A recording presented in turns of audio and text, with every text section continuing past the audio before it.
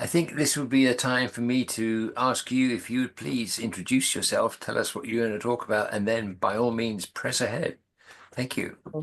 Should I do a screen share so that Absolutely. Yes. Be my guest. assuming I have the necessary permissions to do so. Yep. Okay, bear with me. All right, and now there we are. Yep. Perfect. Hi everyone. Thanks so much for coming today. I am Daphne. I'm in Shropshire. I'm based in Bishop's Castle. I'm originally from Canada, which is why I sound a bit funny. Definitely don't have the Shropshire accent. But I came to the UK in 2014 to do a PhD in food policy at the City University Centre for Food Policy, under Professor Tim Lang, who is now essentially on what seems like a book tour for civil food resilience, and with a forthcoming report on that. So I'll get into that a little bit afterwards. But the interest in civil food resilience comes from a number of areas. Obviously, looking at a PhD in food policy, you tend to see where the gaps in the system are and how the system is incredibly fragile. From that, realizing that in academia, there was we would have these conferences where we would be talking about what farmers needed to be doing to make changes. But then when I looked around, there weren't very many farmers in the room, if any. So left academia for a time to start a farm. So I became a market gardener as we started a young family, and so ran a market garden for several years in Bishop's Castle, which took us through some really interesting times, notably the pandemic. So that was a real crash course in what a fragile food system looks like from production all the way up. Um, and at that point, also got involved with developing the Shropshire Good Food Partnership. So I will be talking about food partnerships today as well. So through that, I've got a lot of different levels of experience that are coming into this. So from academia to hands in the dirt food production, from the Bishop's Castle Town Council level. I was a town councillor for a few years and wrote the county's first and still to date only food strategy, the Bishop's Castle Community Food Resilience Strategy. And work at obviously the county council level with the food partnership, but now increasingly we've developed the Marches Food Network. So working with Herefordshire, Monmouthshire, North and South Wales. Oops, my Vodafone bill came in so everyone can see that. So sorry about that, everyone. Technical difficulties. There we are. So what we're doing is working on with the Marches Food Network. There's the Marches Forward partnership where we're working through leveling up funding, and essentially being the food branch of that initiative. So we're hitting it at a number of scales, but also trying to address what civil food resilience would look like in Shropshire. And the Marches through research projects and real practical action work. So I'll be getting into that as well. So the direction that I'm coming at this from for you today is talking a bit about food resilience, why it's important, why it's really salient at the moment, but also coming at it from the perspective of food partnerships.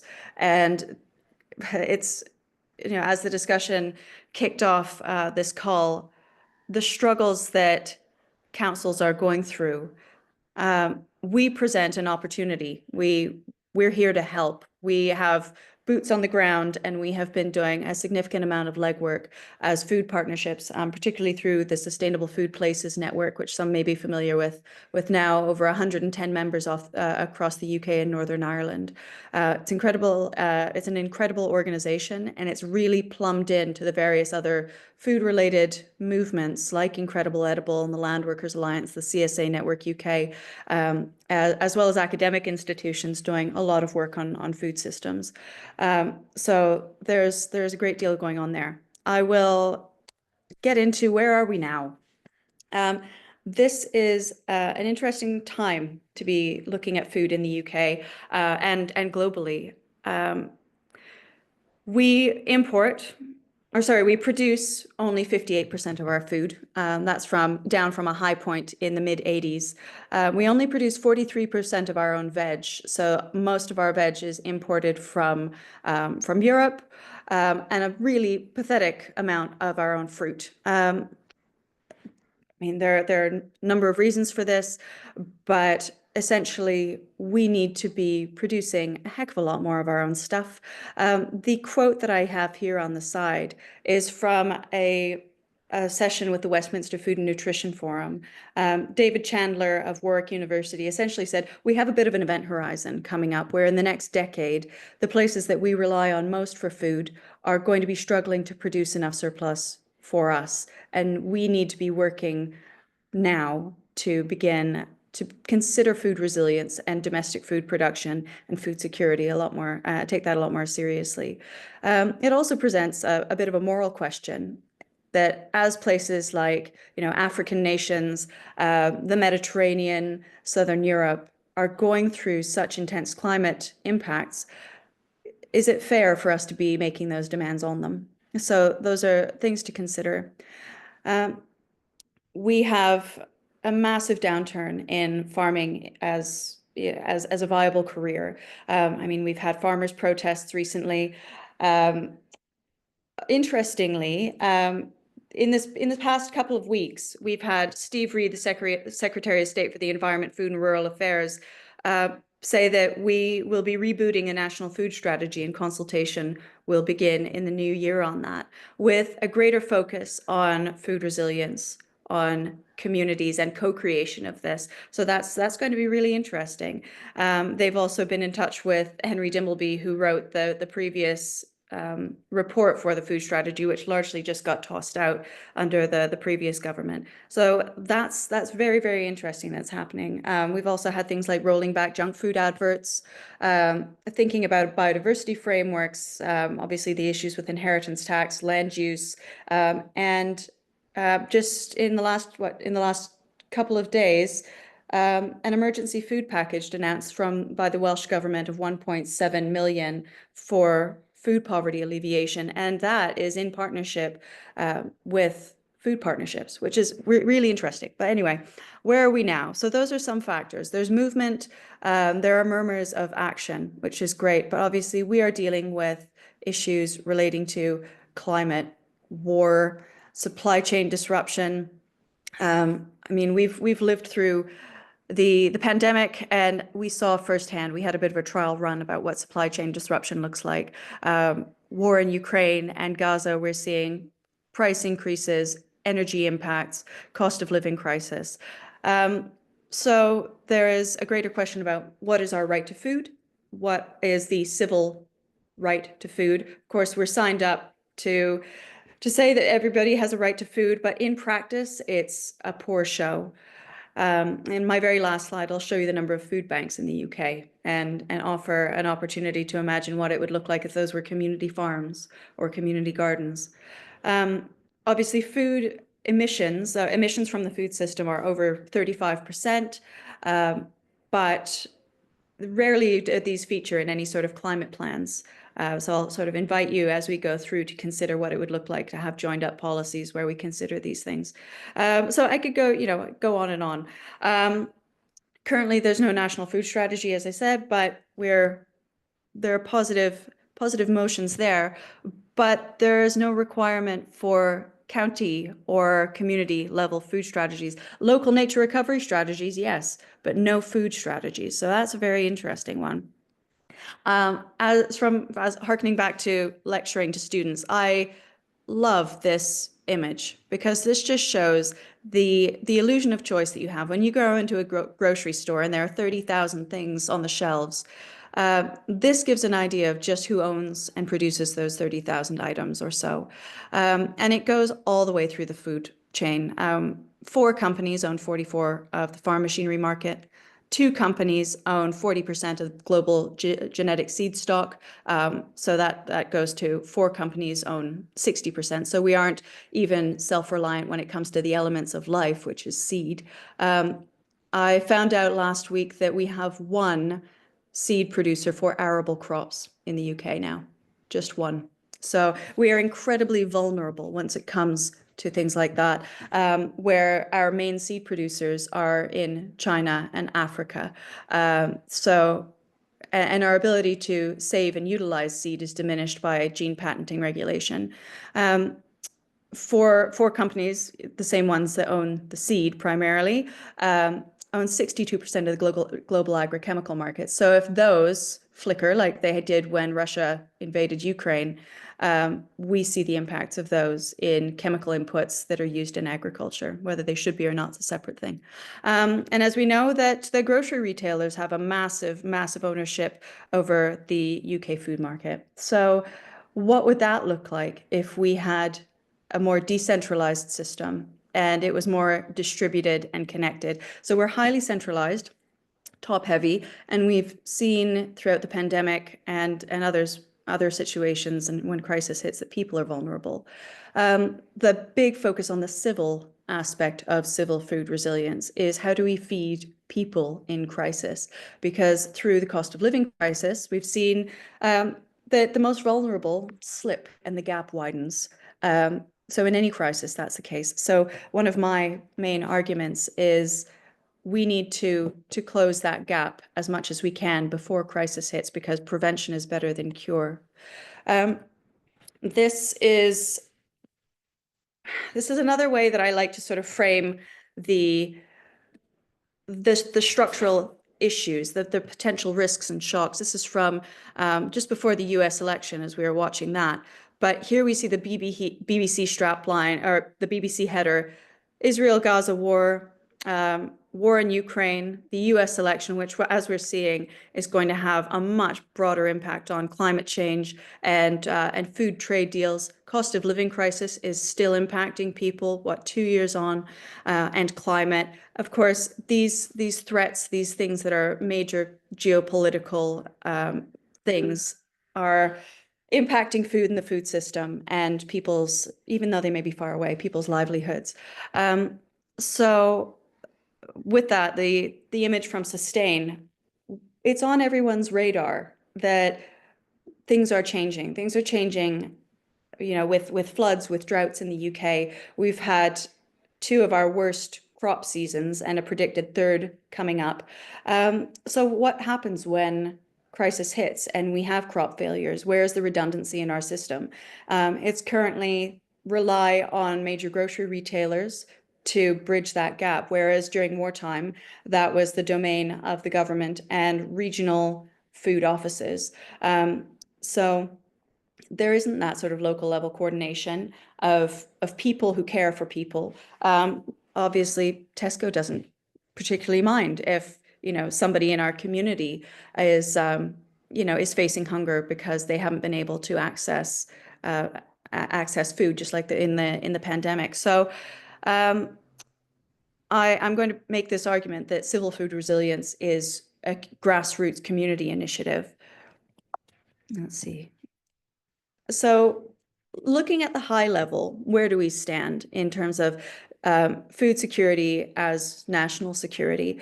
So I'll sort of pause here and say, once again, looking at Tim Lang's work in this, Tim is going to be publishing a report on civil food resilience through the National Preparedness Commission, which should be coming out early in the new year.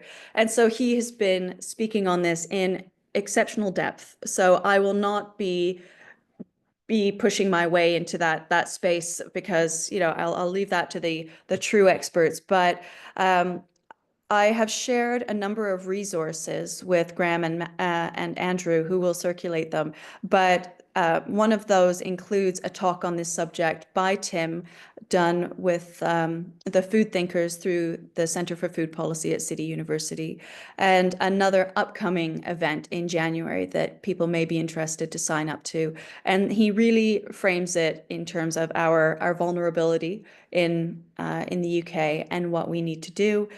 So I'll leave a lot of that to him, but just to to cover the basics, we do have a Civil Contingencies Act, which states that we need a local resilience forum in each area.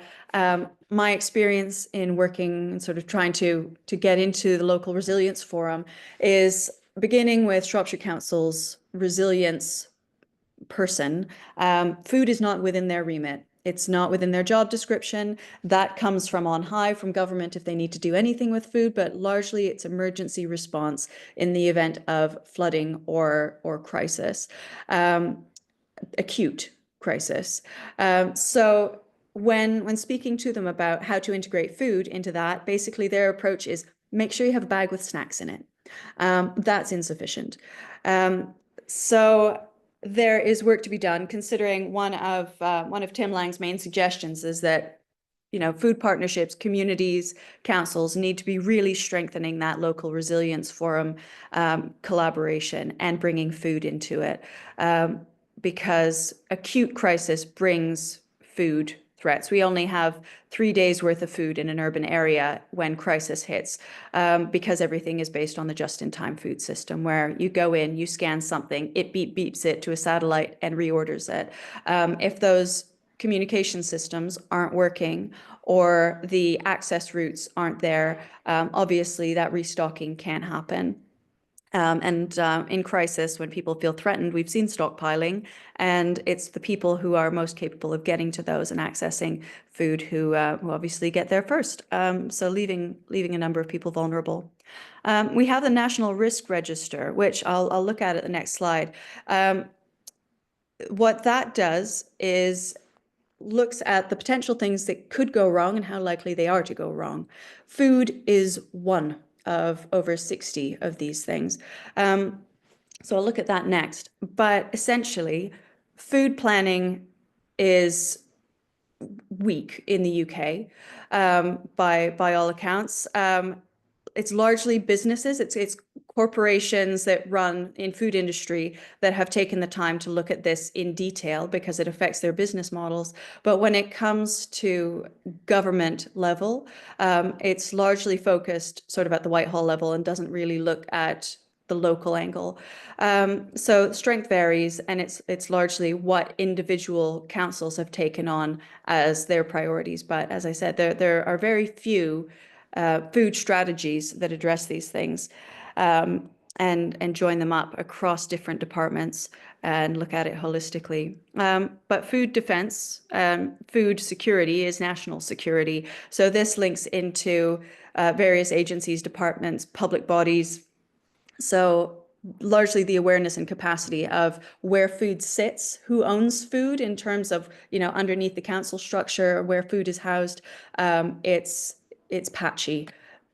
I would encourage everyone to look at the National Preparedness Commission, because it goes well beyond food and it looks at broader resilience questions and industries. And so that's one. Anyway, this image that I put here just gives an overview of the food system, in a sense, how it's broken down and the different areas that could impact it.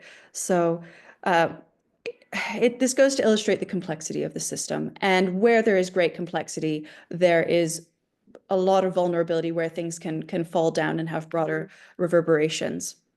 I know this is very heavy slide, but just to say that this is the National Risk Register.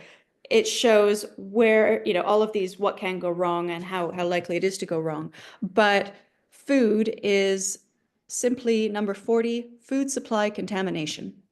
That's one tiny aspect of food and the food supply. What it doesn't look at is how these other areas impact and have a knock-on effect on food. And they're significant. So should there be war, resource disruption, bombing, power shortages, environmental issues, spills, things like that, another pandemic, which is ranked quite high up here, there are impacts, and obviously there's the supply angle, but there's the way that people react, anxiety, the trauma associated with it, their confidence in governance systems, impacts on essential services. what happens if we can't make those calls on our mobile phones to coordinate food drops, for example? Who has a landline still? So there are a number of things that we have to consider, and there's obviously through the report coming out by Tim Lang, these will be fleshed out in a lot more detail because of different areas of crisis, likelihood, and response. So that's the sort of main chunk. What are the potential impacts and what civil resilience would look like or looks like at the government level. So what does civil food resilience look like when it's presented at the community level? I mean, I ran a market garden through that time. In 2019, I was doing 15 veg boxes for my community a week. And during the pandemic, that increased to 55 veg boxes a week, which is quite a lot to do off 1 acre. But essentially, we all remember people were anxious about going into grocery stores from simply a contamination perspective, but we saw supply chain disruption. We joke about loo roll, but there were many, many other things on the shelves that were empty. And it's the same case when there's a big snowstorm or, the impact in the Suez Canal and we find shortages in things. It's very difficult to find Palestinian olive oil right now, for example. So there are lots of ways that supply chains can be impacted in case of these issues. But people were really appreciative of being able to get local produce, but there's that desire to go back to normal, whatever normal is. And as soon as the pandemic sort of started to disperse and people were able to travel again, the market garden had a lot of people pulling out of the veg boxes, and the appreciation that was there for our local producers and farmers, once again, that money and that energy and investment went back to Sainsbury's and Tesco. We've had people in our communities who didn't have access to resources and the internet and food, who weren't able to ask for help, and were essentially, starving in their homes and had to be retrieved and brought into the community because they were so disenfranchised and are still receiving food support. There was a run on seeds because small independent seed producers all of a sudden were getting so many people realizing that their home gardens were their greatest front line, so that they could maintain their own food security. So our independent seed producers across the UK started to prioritize selling to market gardens instead of individuals. So just some indications of gaps and where there were issues. So we have to look at increasing domestic production, but supply and demand is only one part of it. We have to build community. We have to focus on people, their homes. In my images here, looking at, can everyone see this? I'll just bring that over there. Sweden is, and the closer you get to the Russian border, the more direct your government will be about telling you exactly how you need to prepare for crisis. But Sweden has developed this document called In Case of Crisis or War. It's available from the National Preparedness Commission in English, so do please have a look. It's very detailed, and there's been an interesting sort of what I've noticed in news media, that articles about things like this was actually in a Guardian article a week or a week and a half ago. It almost seems that there's testing the waters about what people might think and how they might respond to more discussion of crisis in news media. So I suspect that's a way for government to sort of take the temperature of people's sentiment on this. But a food resilience strategy, looking at the Bishop's Castle one here, we as a food partnership advocate for community food assessments so that you can create an evidence-based plan in collaboration with your communities. Because the wonderful thing about food strategies for local communities at the town and parish council level or the city level is that they are entirely bespoke. There are so many templates that you can utilize, but They're incredibly valuable to make sure that your community has a plan.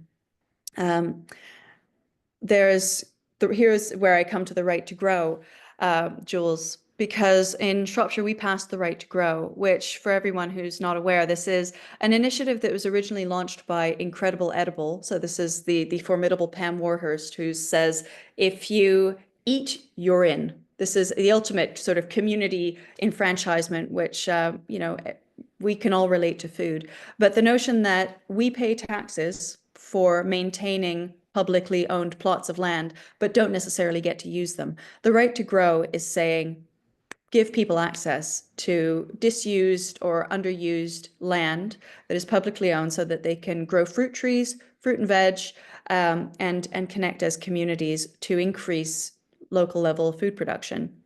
So it's very much in line with food resilience. In Shropshire, we have really, as much as we got the tick mark and it was passed unanimously by Shropshire Council, it has since been kicked into the long grass. The documents are there for people to apply, although the couple of cases where community groups have applied, it has been met with a great deal of resistance. And it's really disheartening for community groups who are keen to grow, but then find resistance at the council level. What Shropshire Council has essentially done is passed it off to the town and parish council level, but with no guidance to the town and parish councillors on how the right to grow works, how it can be implemented, what the procedures and protocols are. So it has atrophied. As a food partnership, we aim to support through this. We support community groups and we have worked on trainings for councillors, but very little uptake. So that's a challenge. We can, I think everybody has projects that they can relate to and that they see in their communities to get people growing, cooking and sharing food. But there are a range of skills that we need to reconnect with and to re-empower communities. One of my great focus, or my sort of great things that I like to hark on about is nature does not do monoculture, and nature doesn't do perfect. There is no single type of tree or single shape of pond. Nature doesn't do perfect. Nature does diversity. So we need a range of different projects of all sizes, different types of growing. We have to look at these great initiatives like the circular economy and the donut model to bring in a different type of thinking on how we do projects and change our thinking about how community members engage and get creative and think beyond a sort of really standard economic model of how to do things. We talked about food waste redistribution. I love projects that take a community action focus on composting and utilizing soil. The composting programs in Monmouthshire that work in schools to create soil to put in gardens, to grow the food from, to share with the community, are a beautiful example of the circular economy. Take a moment there. Hold on. Everyone can catch their breath because I've really been going. And I realize I've probably gone a little longer, so forgive me on that. But what we have, as I said before, is a very centralized, top-heavy system. We need to move to a more decentralized system, but also a more equally distributed system of, if you think of things as nodes or nodes in a web, that if one node is compromised, it just means that other aspects can come together to fill that gap and to bridge that gap. So looking at relocalizing, and rather than, governance up here, empowering people and making sure that people can grow, share, connect. And through the food partnership and the farmers that I talk to, routes to market and infrastructure, because this great decentralization of the food system, the corporatization of the food system, the routes to market have been gutted. So unless you have a large contract through a grocery retailer, it's very difficult to manage direct sales. And also, thinking about near us, we have one livestock market nearby, another one if you want to drive into Wales, and we have one abattoir that's reasonably nearby. But these key parts of infrastructure are often invisible and lacking. And if you're part of the farm community and they disappear, it fundamentally changes and undermines your business model. And what councils can do in terms of dynamic procurement is great. Lots of great research going on around dynamic procurement and local procurement. Wales is definitely stepping up in that regard. Whoops. As I move on. So, what are food partnerships and what do food partnerships do? And how can we be useful in developing local food resilience? So, each of these images that I've put here is an example of what we in Shropshire are working on. So we have engaged with the Sustainable Food Places Network, as I said, 110 organizations and partnerships across the UK and Northern Ireland. This lovely, lovely wheel that we have here, Sustainable Food Places has created essentially an impact measurement tool to show how much contribution and across which areas food partnerships are delivering. And while it's difficult to monetize every aspect of what a food partnership does, it might be one person's improved mental health, or the fact that, a kid had more servings of vegetables because they grew their own carrots at school. It's very difficult to measure these things, but through working with something called a social value engine, we have seen farms measure this in a more direct way, in addition to just their conventional, GDP focused sales. So I would encourage you to check that resource in the list of resources that I shared from the Sustainable Food Places Network on the impact of food partnerships. We have linked with them through their decade of Sustainable Food Places meetings, which means that we are sharing knowledge with the broader network. So there's a huge exchange. We link with them through our an annual day of celebration where we aim to meet our MPs and talk to them about food systems resilience. So again, we're working sort of from the local to the national level.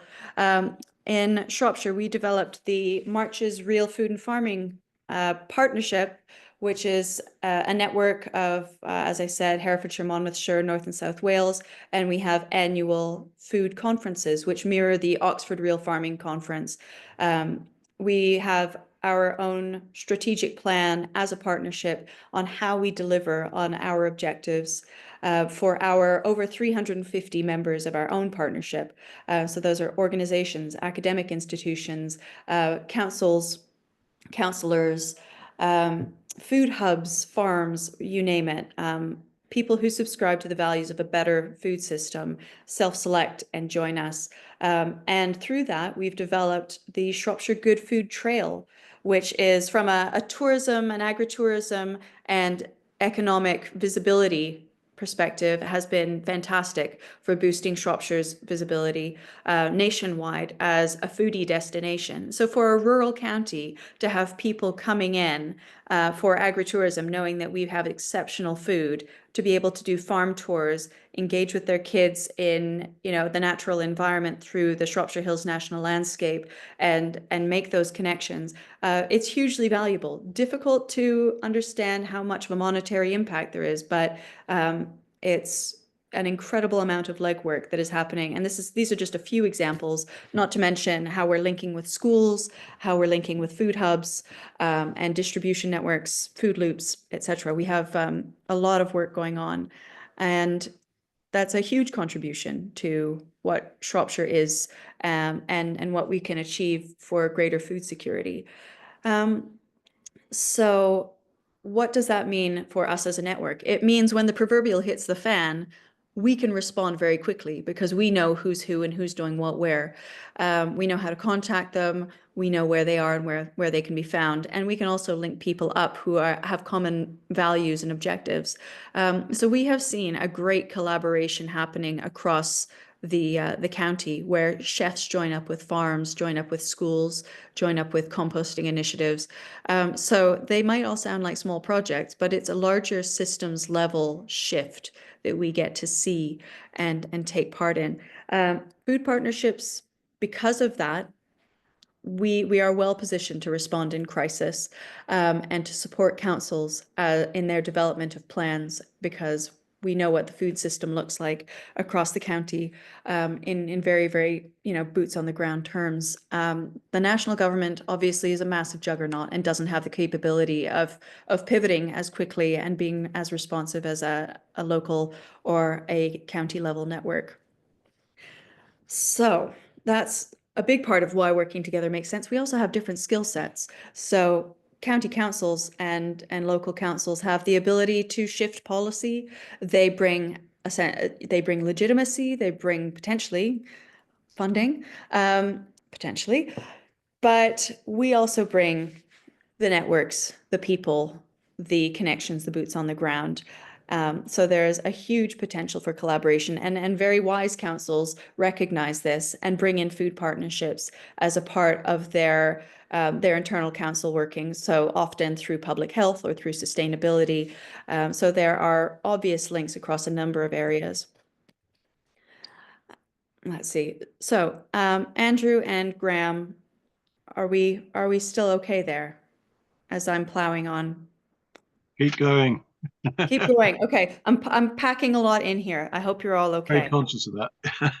Yeah, sorry, it's dense. It's dense material. Um, so what we are taking on in terms of food resilience work across Shropshire and the Marches, what I said earlier about recognizing that, during World War One and starting in World War One and rolling into World War Two, there were county offices of food, and agriculture that coordinated who would grow what where. Interestingly, in that every 10th field at that point was put aside for seed growing. So that just shows how far we've come from our broader security, when we have one producer of arable seed in the UK, or sorry, in England. Anyway, what we are working on through this project with the Marches Food Network, of which we are a part, is what does that food resilience look like in practice? So if we were developing a crisis mapping and crisis response and intensity response, how do we make that a very functional and visible network? And that goes from the domestic level and reskilling and community food larders, community cafes, food hubs, and food loops, things to that effect. But a massive education and outreach campaign and reskilling campaign to bring people into this notion of dig for resilience, because we have to adapt to the issues that are facing us. This is a very complex time that we're living in, with sort of multiple and overlapping impacts that affect the food system and therefore affect people. When we've essentially, as a society, been left really disconnected from the food system, from nature, from our skills, and therefore our ability to weather these storms. So we are developing this as essentially a county and regional, bioregional model of how we would respond to this, so that we can share that through the Sustainable Food Places Network and across the UK, with the hope that we can feed that into a national food strategy and a real practical action, as I say, boots on the ground function. And so we recognize that there are spaces where this fits in at the national level, speaking of defense and public health and sustainability. So we hope that now, that since there's more chatter about this, that it will be recognized as having value as we sort of see that event horizon coming up. I don't feel like I have to, keep going, but one other aspect that I just really wanted to mention for this group is we're also doing another quite unique thing in Shropshire, which is we're talking about talking together.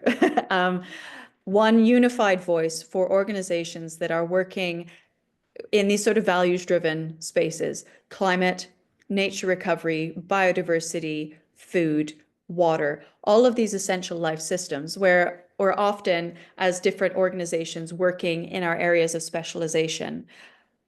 But we are going to be coming together to make sure that we are presenting a unified voice, bringing together the the areas that we're working in to try to identify where the overlaps are, because they all overlap and connect and support one another, because you can't have food security without nature recovery. You can't have an improved climate without dealing with the emissions, for example, from food, or we need to manage our water systems. Otherwise, our farming systems are going to get washed out.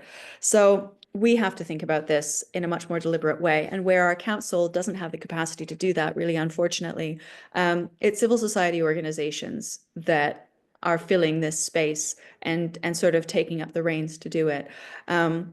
So, of course, we want our local councils and our town and parish councils to be a part of this. But in there, if there's any lack of capacity to do that, we are going to be pushing forward on the work, because it has to happen. So it's an interesting time to be doing that. So my ask of all of you, obviously you are here because you are interested in this area, and I'm so grateful for it. But please think about food. Think about food and where it connects to all other aspects, be it planning, land use, business and economics and climate, and how you can work with your local food partnerships, because we are touching all of those areas as well, and we see that from a food systems lens. So let us support you. Let us help you create local food strategies and county food strategies. We want to see beyond the silos that council departments work in, so we can create we can create a more resilient system. I'll stop there because that's a lot of material, but as I promised, that's our number of food banks across the UK. So again, I invite you to think about what those dots could be. What could those little pins be other than food banks? Could they be community gardens? Could they be local food hubs? Could they be alternative business models and different ways of direct sales? They could be lots of things other than food banks. So let's have a think about this sort of creative utopian view of how we could figure this all out together. So I'll stop there, and we can talk about it for the remaining 10 minutes. Daphne, thank you very much indeed for that. You take me back to my early days of being taught how to do public speaking, and they said in the first 30 seconds you have to grab everyone's attention. They didn't say that you then go on for the next 80% of your lecture to depress people into the very bottommost resistances of mankind. But you've done a wonderful job of A, showing us what the problem is, and then B, coming up with some potential solutions. Early on, you used a phrase which, as a Canadian, you probably don't realize is completely forbidden in the UK, but you said joined up strategy. Now, that is not permitted in UK government, but that Build Back Better, is that another one of well, that? I think that we're going to have to start from the community level upwards rather than from government level downwards. So that's all for it. Lots of questions. System, would you like to start, please? You need to unmute. Here we go. Daphne, thank you very much. That was a brilliant talk. Your frustration comes across that people sort of not taking this seriously enough, and I completely understand that. But I just want to understand if tomorrow all import stops, the balloon went up in a big way, and Britain had to rely on itself for its food, how long would it take to go from your 58% that we're currently producing ourselves to 100%? And is it possible to do with the resources we have in our country? That's a very big question. I mean, we saw during the pandemic, people do respond, right? People are very keen to take action when they realize that there is a crisis, which is amazing. I mean, there's a time lag on producing food, obviously. So, time lag notwithstanding, I mean, I don't have a great answer for you. During the war, when people were, in crisis, existential crisis, it took years to get to a point where there was, adequate food security. At one point, there was 3 weeks left of food. And so that got pretty dire. And it was largely thanks to the sort of dig for resilience, or sorry, dig for victory movement that people were able to manage. Because Our it strikes me you've done a massive amount of the work to work out what has to be done, like making our own seeds and distribution and all that sort of stuff. So if it got really serious, I think people would go very quickly from apathy to really joining in. And because you thought through the structure, I guess all that would become very efficient very quickly. And then, as you say, there would be a time lag until you've managed to grow your own food. But the 58% of the food we've got, if we could distribute it accurately, would probably stop people starving, wouldn't it, in general? It would be a very narrow range of food. Yeah, it would. And Yeah. and obviously there's a seasonality consideration there. Yeah. I mean, another thing that we're not allowed to talk about is how everyone needs to learn how to love turnips, isn't it? Um, but I mean, we are not in a position to respond if there were a crisis tomorrow. We simply don't have adequate supply to pull ourselves together. That's the issue.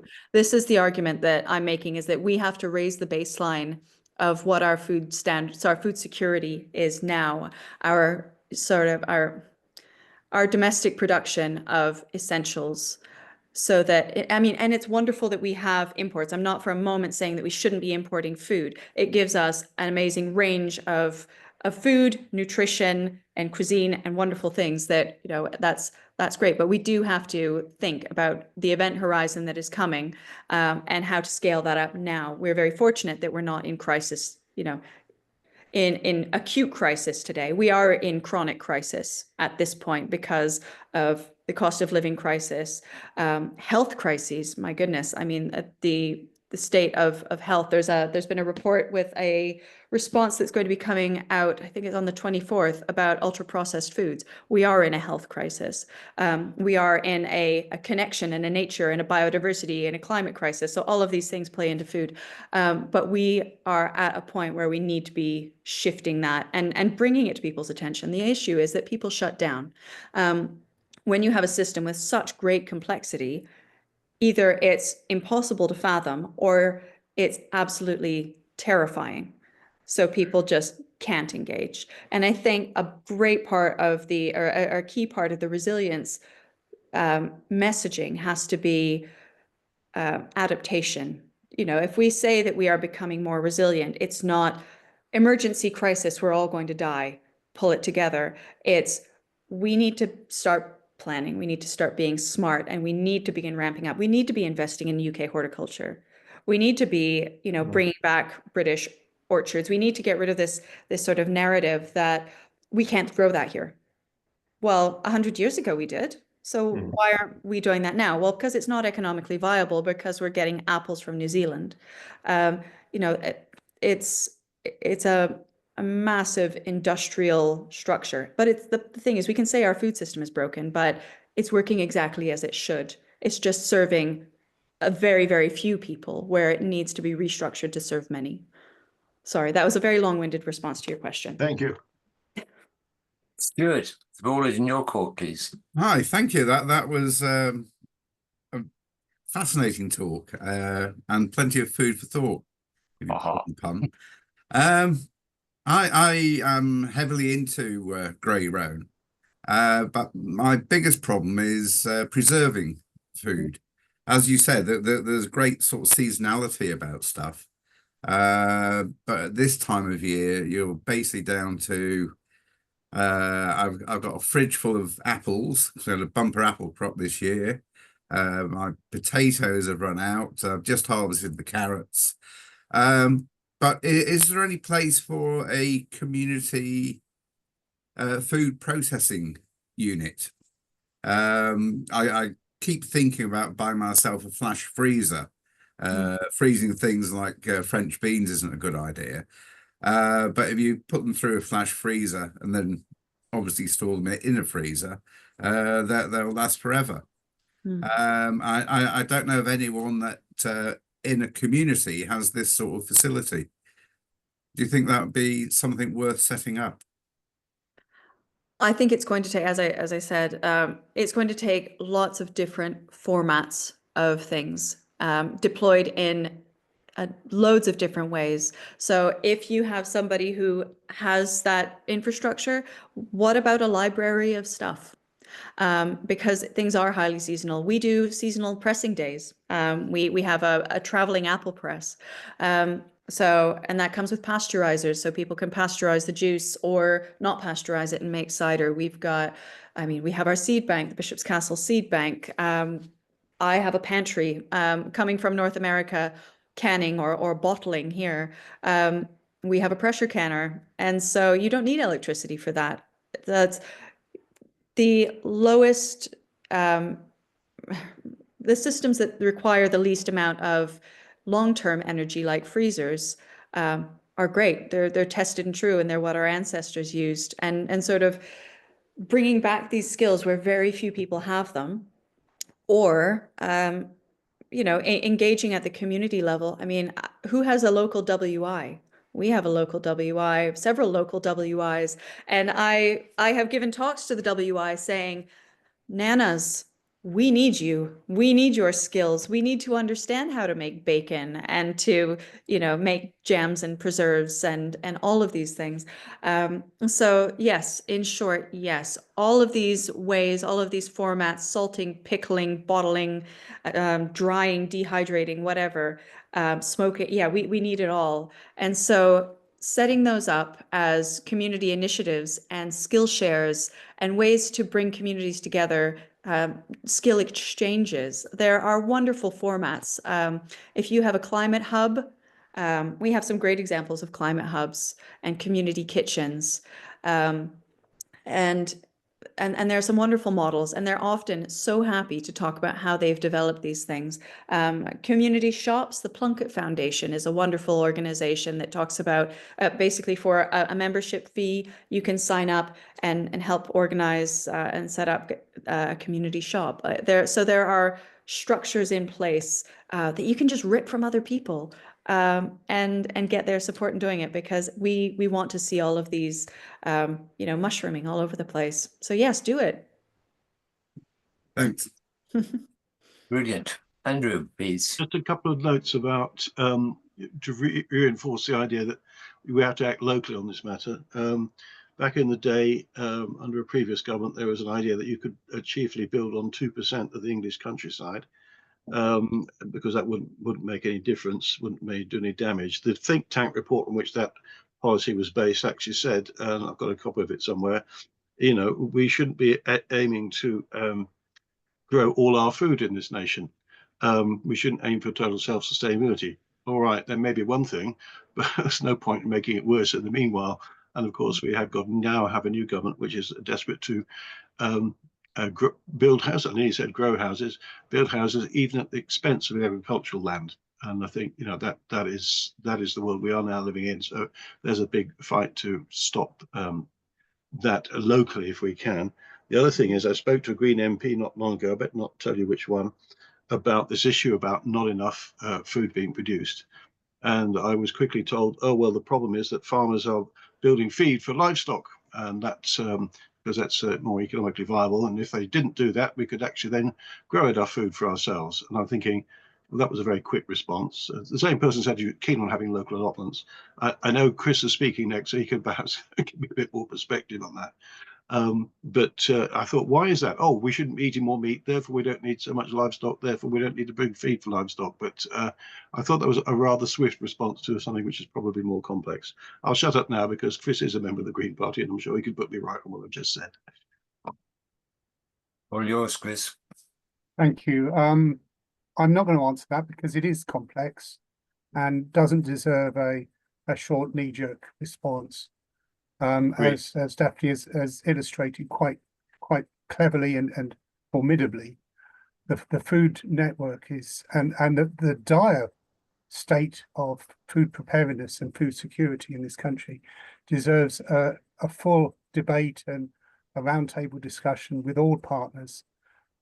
So yes, but in general, if we're importing feed from the Amazon rainforest, where they grow soya to feed our chickens in intensive poultry units, that can't be a good thing on a number of grounds, carbon, cost, sustainability, etc. And when we meet from cattle that are grown, quote unquote, in the Amazon rainforest as well, where the Amazon is chopped down for cattle farms, then that can't seem to be a good thing either. So we're looking at more plant-based diets to do that, and there is a trend which is towards vegetarianism and veganism, which will help in that. But as far as agriculture is concerned, I remember I think it was Jonathan Van Dam on Desert Island Discs, and he used to work for a government-based agricultural research centre. We used to have those. They weren't privatized, they were government-based. And he said, we learned to store carrots for 4 years without electricity. And I just thought, my goodness, why aren't we doing this? That is absolutely critical to our preparedness. But to come up, my question was simply, well, it wasn't a question, it was just an observation. Thank you, Daphne. I know as the cabinet member for climate, and have been for 8 years, it's difficult not to start ranting at the precariousness of the situation we're in, and wanting to shock people into action. But we do have to bring people with us. It is a complex subject, and we don't want to overwhelm them into denial or just closing the doors and starving in their own homes. Yeah, we have to do this. And thank you. You seemed in Shropshire, you seem to be leading the way on this, and I wonder whether there's more that could be done to spread that awareness across the country. Well, thank you. Thank you. That's for so many wonderful compliments in that. I really appreciate it. We are going to do our very, very best. As a food partnership, we have really redirected our efforts, and with the recognition that food resilience has to be the umbrella under which everything else slots. Just like climate change is the umbrella under which everything slots. Resilience is the heading. And food resilience, climate resilience, nature recovery, all of these things feed into that same direction. So we need to be talking and collaborating with one another. And in Shropshire, we have decided that civil food resilience is our focus. And when we are framing our issues, we are looking at that. And that has really led us to reformulating how we approach our members. For example, building much stronger relationships to our farmers clusters around the county, because building those relationships and supporting them, the foundation of our food production, is crucial. I mean, they need routes to market. We need to come up with creative alternatives for them to sell their produce, and it's and getting it to people, and revaluing food and rethinking food waste. And so there are, as you say, it's massively complex, but as a food partnership, we have been working since our inception to understand what the landscape is, human and otherwise. So we are trying to connect the dots, and I think that's the best any of us can do.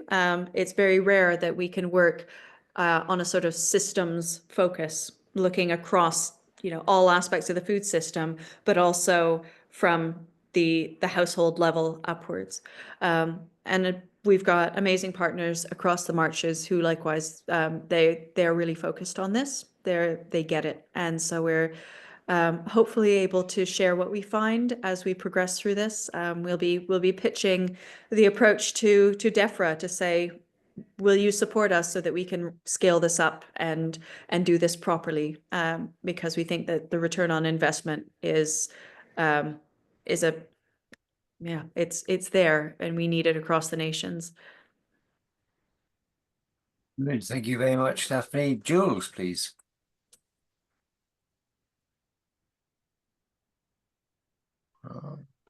Sorry, it took me a moment, Tommy.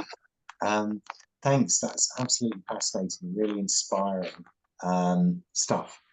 I'm glad that you mentioned the Plunkett Foundation. We've got 10 acres of land as a community benefit society. We've also bought our local pub as a hub, because as you say, who doesn't like food? You know, it's a great connector, growing, cooking, and eating together, and it's really community, a real community endeavour. I'm just responding to the question in relation to what we can produce, and again, you touched on the Second World War, where we were really up against it, and you know, we're still having food deliveries across the Atlantic and this kind of thing. But yes, there's much land we can turn over, and I wonder, Daphne, what consideration, if any, you've given to things like aeroponic growing or new technology that can grow root vegetables, from potatoes to onions and much other stuff, 365, 24/7. I've always been a bit reluctant because of the energy usage from going under lights and that kind of environment, but co-located with renewable energy, it's quite an elegant solution. We're also looking at what's called a wallopini, which is a greenhouse recessed 4 foot into the ground, and the earth gives it the thermal mass, and that allows you to actually cultivate citrus fruit year round in the UK and do other marvelous things like unseasonable veg and enough winter veg for 140 odd households for one wallopini. So, and they're kind of suitable for also for urban and peri-urban growing, and this kind of thing. And finally, just in terms of the processing question, which I think was Stuart, farmers around here are starting to get the community involved in their own processing on site. So less individuals, but more, again, community supported agriculture. But they might have an abattoir, butchery, and/or processing, including distillery and for gin and brewing and stuff on site, actually on the farm, and encouraging visits. So those are a few things that we're doing in East Anglia, but definitely loads of food for thought, if you'll excuse the pun. And we'd absolutely love to have another conversation, Daphne, because it's absolutely incredible what you're doing. Thank you. Thank you. Indeed. Yeah, just as a quick answer, all of these things are innovations, whether it's putting your greenhouse in the ground or whether it's growing hydroponically or aeroponically. It's any contribution is of value. I think the issue is cost, setup cost, like most things. Typically, if you've got dirt in the backyard, you can whack a seed in it. But it's a much bigger initiative, and considering community initiatives struggle to find investment overall, initiatives like that, which are taking place in great institutions, are and sort of research facilities, are great. They're really interesting. It's where do we put them? They're wonderful for urban spaces. I've been working with a food project in Wales that's looking to get produce from a Welsh food loop into Birmingham, because obviously, how do you feed cities? It's a much bigger question. So those initiatives are being looked at as national defense tools for feeding urban spaces, which is a really interesting area of research. So yeah, it takes all kinds, and just, yeah, it's not an area that I have experience with personally as a grower. I mean, I've done research on food production on green roofs. I've done, my own growing, but yeah, those are, I'm sure they've got a place in it. I don't have the exact, formula for it. I'll share. We're doing a feasibility study and stuff, so I'll share some data with you, and docs and plans and business planning, and we're looking at repurposing some really massive old grain silos at the moment. It's about 6 of them. They're really huge, co-locating with some renewable energy for the aeroponic growing. So yeah, look forward to sharing some stuff, and thanks so much. I've got to shoot off. My dad's here for lunch, but thanks again. Sure thing. Thank you. Thanks. Bye bye. Amanda, how can you get on, please? Amanda. Thank you. And thank you, Daphne, for reassuring me in terms of the value of networking. Yes. And how important it is to be, excuse me. Gosh, I'm getting excited. Excuse that. It's like the oil in the works. It's what we learned from COVID, but it's what we all always knew. And that's why the WI get together and share, isn't it? It's that thing of passing it on. It's that making connections, not reinventing the wheel. It's all that stuff. But back in September, when a council-run formal committee just didn't work for environmental action, we set up a Sport and Sustainability Network. And the whole point of it is just to connect people that are already doing. And then you've got that self-sustaining, oh, look, sustainable cycle of reinforcing people and wishing them well and knowing that you're not alone. And it's building on all those things that added the resilience for COVID times when we were helping each other out. And it's still in our recent memories. So, you know, it kind of, that was where it came from really in September. I need to give it another really good push in spring because it's taking off slowly. But you gave me so many more ideas about the other places to link into it. And I thought we were already thinking quite wide. So the only word I wanted to finish with really, in terms of a question, is the role of co-ops and the whole co-op movement. And I think, bearing in mind that the current Labour government have got a target of doubling the size of the co-op sector during their first term. And so I'm a director of Mid-Counties Co-op, and obviously we've got a major place to play in where we source our food from and how we get it into the stores. And that's everything from greenhouse gas emissions and about resilience and about affordability and about range and choice and giving people what they want. But it is very much more than other supermarkets are about responsibility. And I guess resilience is a big part of that. And whilst retail commercially might see resilience as being about always having an alternative supply up your sleeve, or about being agile and able to turn it around the just-in-time sort of model, actually it's about so much more than that. It's about where have we got that whole network of local farmers that we're supporting that aren't just there when we need them, but we're there for them the whole way through. And that's our model at Mid-Counties Co-op. And, you know, I've already, when I heard that this was the talk today, I quickly emailed everybody, all the board and all the execs to say, if there's anybody can make it, please do, because this is what we're about. This isn't meant to be an advert, by the way, but it is about saying, could you pop co-op somewhere in, or that co-op movement somewhere into your presentation, maybe even. And what are your thoughts on that? So I think community empowerment through cooperatives is essential. I think community ownership is essential. I think we've worked with, I want to say Mid-Counties Co-op on a food, God, what was it? A dynamic procurement sort of initiative. So I think the biggest thing that the co-op could do is figure out in partnership with farmers how to, or link up growers locally to feed into what they're doing. We have had in my community huge trouble communicating with the co-op about this is what we want, but then the conversation gets lost in the hierarchy and the structure of we want locally produced food, we want organic, we want no plastic, but it gets lost in the conversation. If the co-op could be in a position to figure out how to crack relocalizing the food system through local procurement loops, what a game changer. And what an edge in the market they could have. That would be really interesting. Maybe we should talk offline because we do have something in Mid-Counties Co-op, which is not the same thing as co-op. Co-op, The right, co-op okay. group. Yeah. And we call it Best of Counties.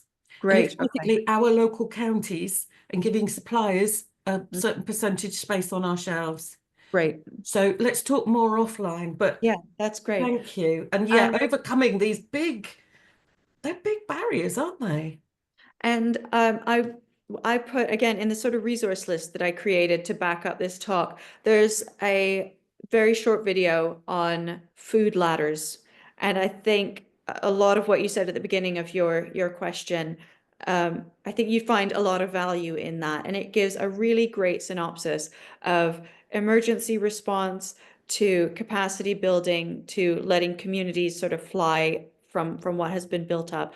So from the network and broader resilience perspective, that might be of interest. Also, we in Shropshire are planning a resilience conference in, gosh, probably September, where we're starting to pull together the threads of it now, but to illustrate, so to bring together the key players working in the sort of civil society, charity, values-driven sector, who are working in these various spaces to come together for the first time in our area to have a conversation of where our overlaps are, where our connection points are, how we can support one another. And we will be inviting our counselors, we will be inviting anybody who we think also needs to be in the room to witness that and see the momentum and be a part of facilitating and collaborating as a part of that. So that's something that I may be able to circulate as things take shape, but it's what we think is the unified voice, unified action approach. So. Wonderful. Cool. Sandra, please. Thank you for waiting. Yeah, sorry, I had to dash off. Thanks very much. It's been really, really inspiring, and I'm part of Dorset Climate Action Network, so based in Dorset, and now also one of the partners in the Feeding Dorset Partnership. So we've just joined Sustainable Food Places. So it's been really interesting. And what I wanted to offer here was just that we met the other day. So there's an awful lot going on in Dorset in food in all kinds of areas, but we are now slowly kind of getting people to network more. And the idea we're thinking of focusing on for this year is exactly what you were talking about at the end there, about we're going to meet some farming clusters early in the new year who are also working in a river catchment area. So they've got quite a lot of funding from DEFRA, this particular area. And then we're going to talk with them about how would they feel, or would it be a realistic market model for them if they could provide to the public sector, so basically the NHS and the schools and whatever else. And that's something that's kind of feasible, because one of the people in the Feeding Dorset Partnership is involved with the NHS in quite a big way. So yeah, so I just wanted to share that and wondered what you thought about it, and would also be really interested in any other sources of information about local procurement. I don't yet really, I'm new to this, and I don't yet really understand what dynamic procurement just sounds very, very abstract to me, but I'm sure it means something good. But yeah, well, yeah, I'm just pinging as you talk, looking at the Y and USK Foundation might be of interest. They've been doing in Herefordshire lots of work with farmers on river-friendly farming. So a great model to have a look at, and really very well done farmer engagement. Some feedback, I was in a room where there were farmers from the NFU feeding into our Shropshire Hills National Landscape meeting, saying farmers are really hacked off by constantly being asked to give their opinion, and then there's no follow through, there's no feedback on what has happened as a part of those sort of those collaborations and the time they took, nor any compensation typically. So, and what we're finding as the Shropshire Food Partnership is we're building those relationships over time with the farming clusters. And part of that is saying, how can we be useful to you? What training do you want? What speakers do you want us to invite in and pay for? We'll make a good lunch. You come and we'll all get together on site and have a really good talk and a really good lunch. Maybe we'll go to the pub afterwards and have a chat. So there are good ways of connecting. And also we're finding that as the food partnership, as a CIC, we have a structure under which they can fit. If they're going for bids, we can provide that sort of historic credibility to say you can bid for it under our umbrella. And so the ways that we're finding that we can be useful and we can build that sort of reciprocity. Your other question about, remind me what the second part was. Procurement. Just, yeah. Procurement's a funny thing. It's a funny old thing, particularly when it comes to multi-year contracts. Particularly, we found that through schools, they're nearly impenetrable because our schools are no longer run under Shropshire Council. They've gone to the sort of academies format. And so they all have independent contracts.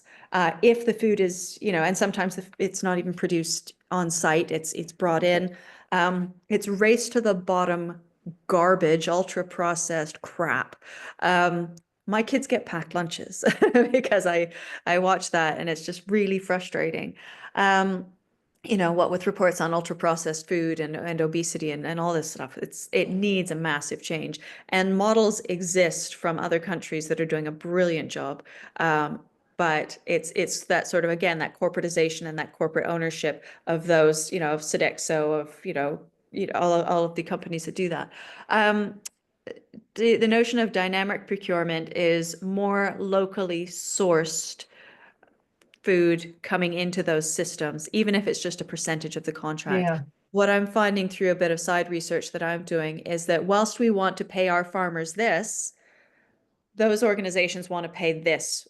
They want to pay bottom dollar wholesale prices. Yeah. And so if we want a system that works for horticultural producers and farmers, we need to find a place where it's that.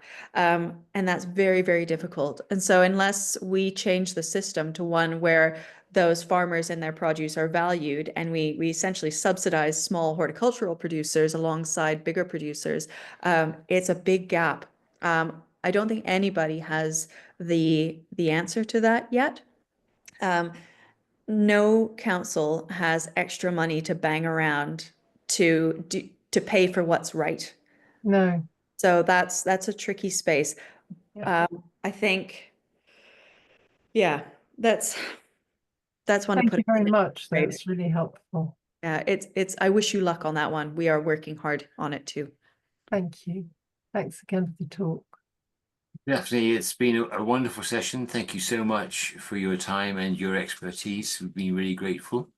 For those regular members, we're now having a 2-week break, so we will not be back until the 8th of January.